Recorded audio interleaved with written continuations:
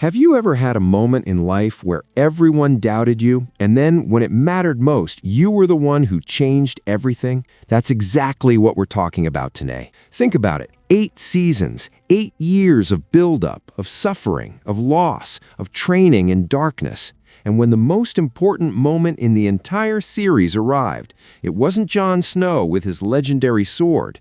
It wasn't Daenerys with her dragons. It was a small girl, barefoot with a curved blade, and 3 words tattooed on her soul: "Not today."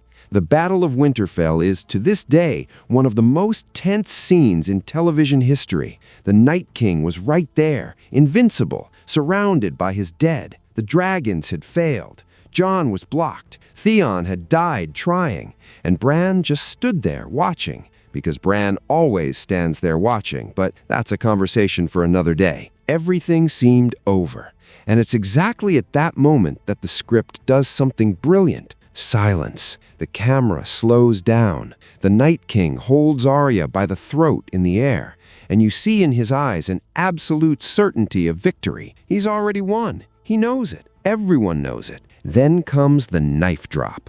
Arya lets the Valyrian dagger fall from her right hand to her left, a move she learned from Syrio Forel back in the very first season, and drives the blade into the Night King's weak spot. He shatters into fragments of ice. The dead fall. The war ends. 30 seconds. 8 years. But you know what makes this so powerful? It's not just the surprise. It's that we were deceived by the narrative itself.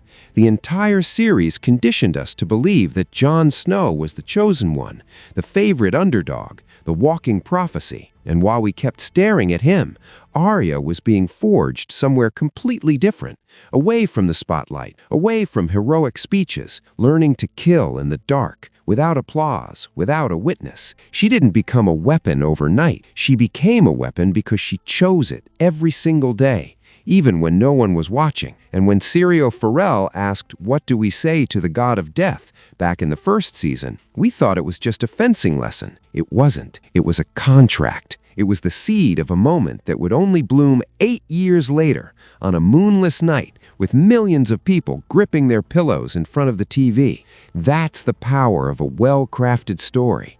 It plants before it harvests. It trusts that you'll remember the details that seem small.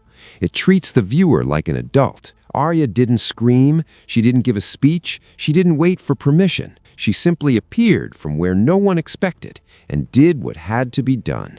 There's something that stayed with me after rewatching this scene at least 10 times. The Night King never even saw where she came from.